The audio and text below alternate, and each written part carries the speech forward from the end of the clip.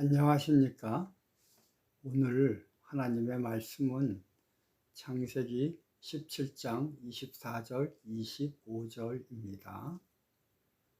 아브라함이 그 양피를 벤 때는 99세이었고 그 아들 이스마엘이 그 양피를 벤 때는 13세이었더라.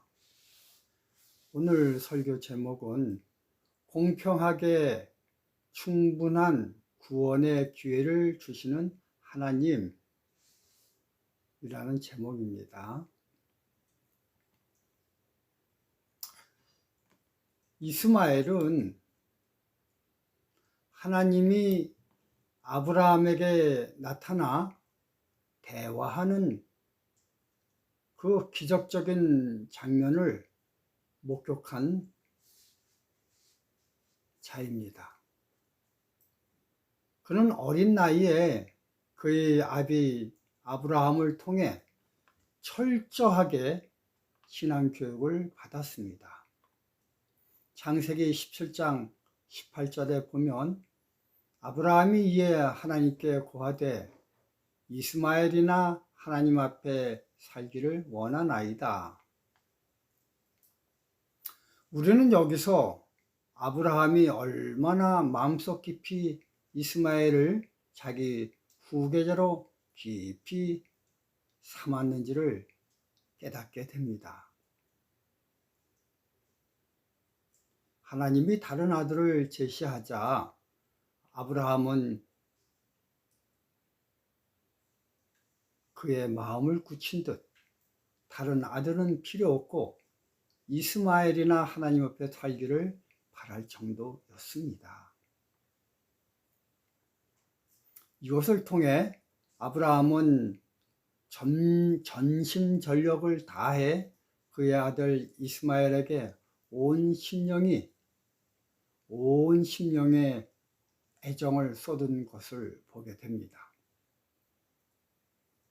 이스마엘 입장에서 보면 그는 이 세상에서 다시 없을 정도로 완벽한 아버지의 사랑과 그리고 그의 아버지 아브라함에 의해 그가 온 힘을 다해 섬기는 여호와 하나님의 사랑을 체험하였습니다. 여기 13세라고 의도적으로 이스마엘의 나이를 밝힌 것은 어릴 적 교육은 평생 그를 지배할 정도로 중요함을 알려주기 위함입니다. 천주교에서는요, 이렇게 말을 하고 있습니다. 아이를 13살까지만 우리에게 맡겨라. 그리하면 평생 우리 가르침 안에서 살게 할 수 있다.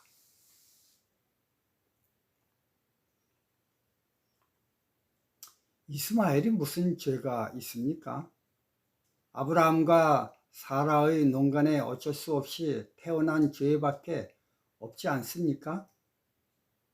그가 자기 엄마를 사라로 선택하지 못하고 하갈로 선택하여 태어난 것은 전혀 그의 뜻이 아닙니다. 그도 그의 엄마를 하갈로 선택하지 않고 사라로 선택하고 싶었습니다. 이처럼 엄마가 다르게 선택되어 태어나게 된 것은 전혀 이스마엘의 의도와는 상관이 없습니다. 이처럼 이스마엘의 자유의지와는 전혀 상관없이 무조건 하나님에 의해 서자 취급을 당해 하나님의 백성이, 하나님의 조상이 되지 못했다면 공평한 하나님이 아니지 않습니까?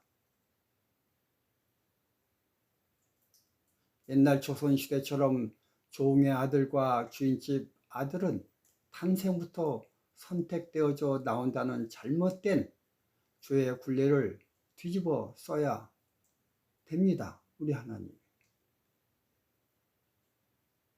나와 상관없이 철저하게 죄를 만들어 죄인이 되게 하고 그리고 구속주 예수를 주어 죄를 없애주시는 한편의 꿈에는 영국처럼 되는 것입니다.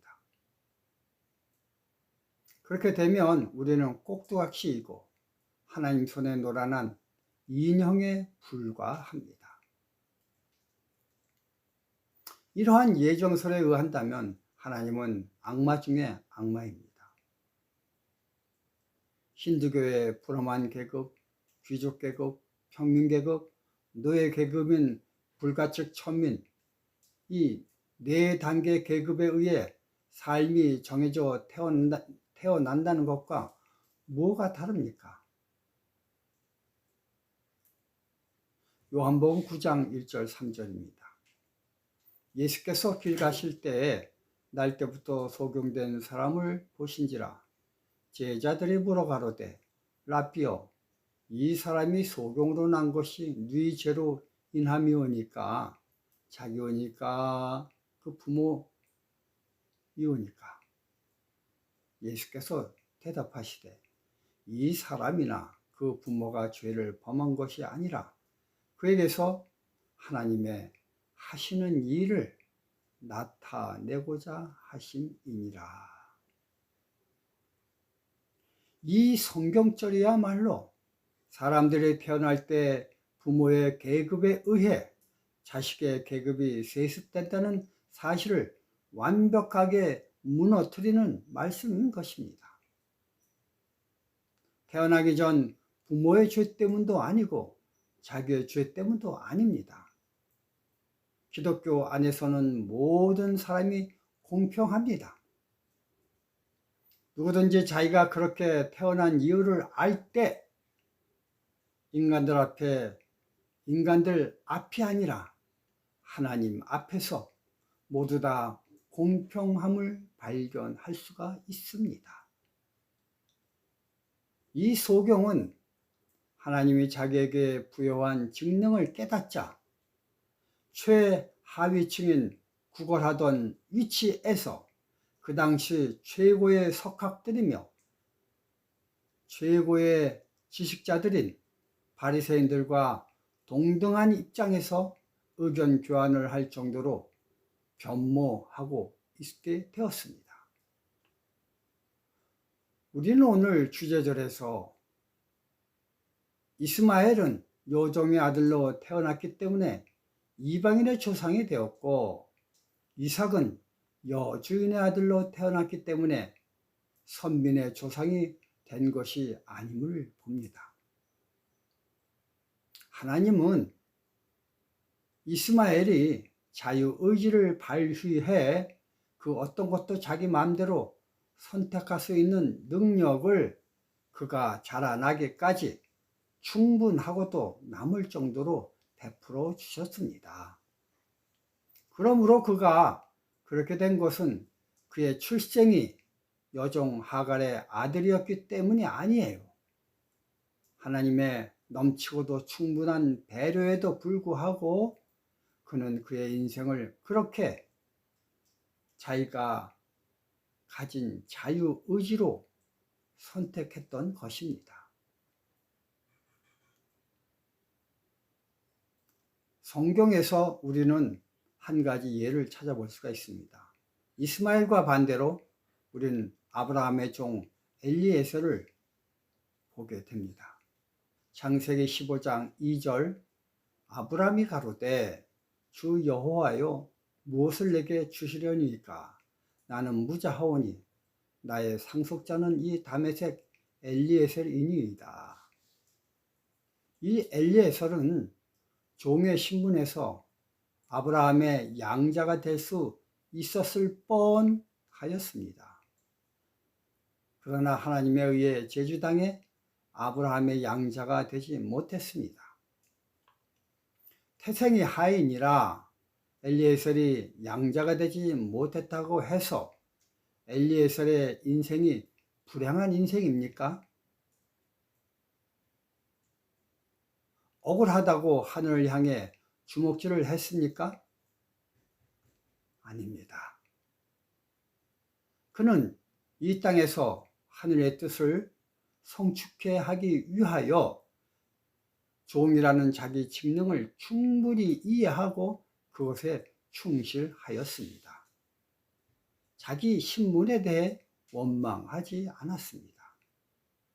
자기 대신 이삭이 자리를 차지했다고 그를 미워하지 않았습니다. 그러나 이스마엘은 달랐습니다. 창세기 21장 9절, 사라가 본즉 아브라함의 아들 애굽 여인 하갈의 소생이 이삭을 희롱하는지라. 이처럼 이스마엘과 반대로 엘리에셀은 구속사에서 자기가 맡은 종의 신분이란 직능을 충분히 준행하였습니다. 종의 직분을 낮고 천한 계급과 높고 귀한 지위와 다르다고 불평불만만 하지 아니하고 자기 주위가 어떻든 상관없이 진심으로 아브라함을 사랑하고 존경함으로 그를 대하였습니다. 그러자 그는 종이지만 아브라함이나 이삭과 동등한 자격을 인준받게 되었습니다.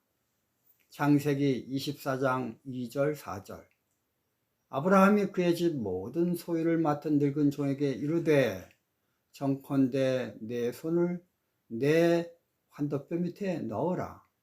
내가 너로 하늘의 하나님 땅의 하나님이신 여호와를 가리켜 맹세하게 하노니 너는 나의 거하는 이 지방 가나안 족속의 딸 중에서 내 아들을 위하여 아내를 택하지 말고 내 고향 내 족속에게로 가서 내 아들 이삭을 위하여 아내를 택하라.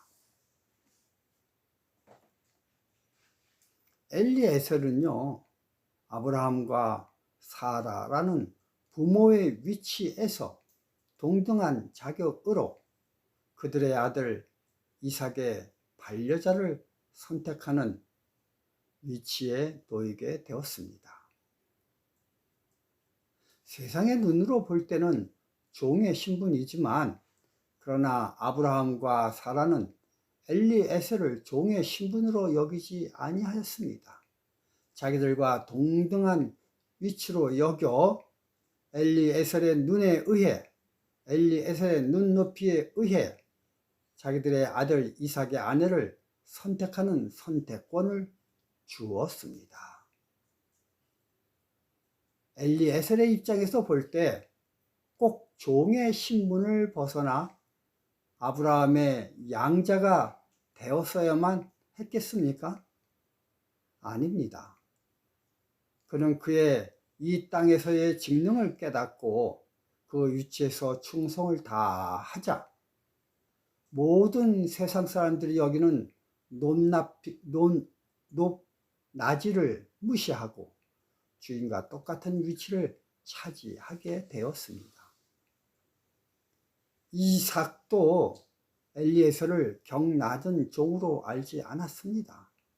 아버지와 어머니와 동등한 위치로 여겨 엘리에셀이 선택한 그 선택을 존중하여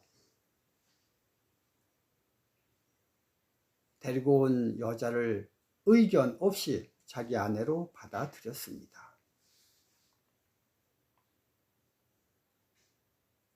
이 글을 읽는 모든 사람들은 불가항력적으로 이 세상에 자기가 원하든 원하지 않든 그런 자격으로 태어나 살고 있는 자기들을 볼 것입니다.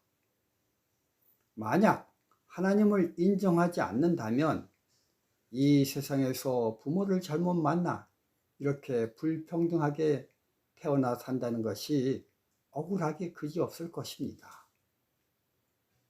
그나마 우리는 좀 낫습니다. 괜찮습니다. 북한의 꽃제비로 태어나 길바닥에서 밥풀을 주워 먹는 아이들은 도대체 무슨 죄가 있길래 북한에 태어나 그렇게 고생을 하고 있습니까? 누구 죄입니까? 자기 죄입니까? 부모 죄입니까? 제가 중국에 있을 때 북한 사람들에게 하나님을 증거하는 기회를 좀 가졌습니다. 그런데 그들은 하나님을 믿는 것이 복잡하지 않았습니다. 정말 단순하고 쉽게 하나님을 받아들였습니다. 비록 이 세상에서의 먹을 것이 없어 고생도 그런 고생이 없는 고생을 하였지만, 그러나 영의 세계를 발견하는 영적 촉각은 우리의 몇 배 예민함과 충만함을 가지고 있었습니다. 구원을 논하는 영적 세계에선 남쪽에 돈이 많아 배부른 동물 돼지보다 북쪽에 돈이 없어 영적으로 가난한 북한의 인간 거지가 훨씬 축복인 것입니다. 여러분들은 어떠한 것을 가지고 축복이라고 논하고 있습니까? 우리가 잘 생각하면서 하나님께 감사하시길 바라며 이 말씀을 마치겠습니다. 감사합니다.